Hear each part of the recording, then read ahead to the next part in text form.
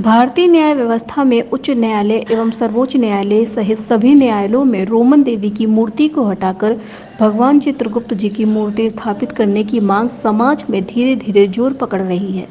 विभिन्न समाचार पत्रों के माध्यम से भारत के प्रधानमंत्री नरेंद्र मोदी को दिए गए मांग पत्र में विभिन्न सामाजिक संगठनों और अन्य लोगों ने इस बात की मांग उठाई है कि भारत में सनातनी परंपरा का सम्मान होना चाहिए। इस श्रृंखला में न्यायालयों में स्थापित रोमन देवी की मूर्तियों को हटाकर भगवान चित्रगुप्त की मूर्ति स्थापित करने की मांग की जा रही है। यह मांग विशेष रूप से उन जागरूक और निर्भीक लोगों के द्वारा की जा रही है जो भगवान चित्रगुप्त जी के वंशज के रूप में उन्हें अपना ईश्वर मानते हैं और उनकी नियमित पूजा पाठ करते हैं।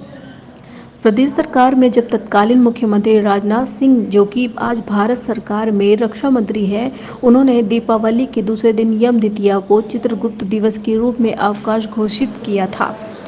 यह मांग पिछली सरकारों में भी उठाई गई थी, लेकिन वर्तमान समय में सोशल मीडिया और समाचार पत्रों के माध्यम से यह मांग और तेजी से जोर पकड़ रही है।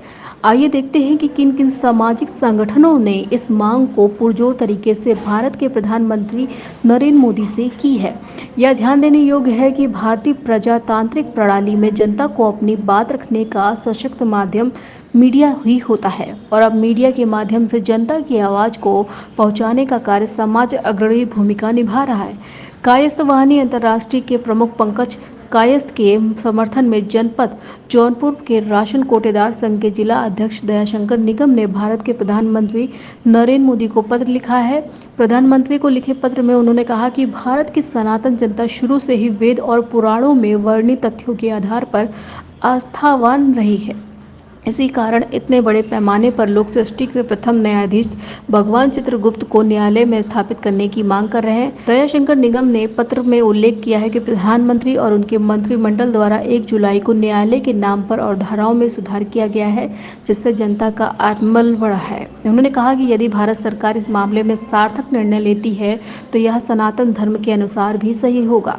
दयाशंकर निगम ने अपने बयान में कहा कि वे इस मांग का समर्थन करते हैं और न्यायालयों में न्याय के देवता भगवान चित्रगुप्त की मूर्ति की स्थापना होनी चाहिए और उन्होंने प्रधानमंत्री और राष्ट्रपति महोदया से सादर अनुरोध किया है कि वे इस पर ध्यान केंद्रित करें।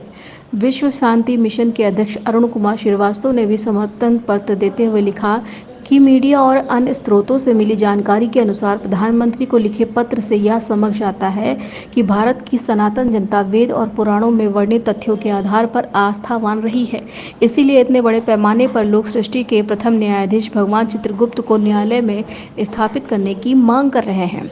उन्होंने कहा कि प्रधानमंत्री और उनके मंत्रिमंडल द्वारा 1 जुलाई को न्यायालय के नाम और धाराओं में सुधार किया गया है, जिससे जनता का आत्मबल बढ़ा है। इस मुहिम का समर्थन करते हुए उन्होंने कहा कि न्यायालयों में न्याय के देवता भगवान चित्रगुप्त की मूर्ति की स्थापना होनी चाहिए।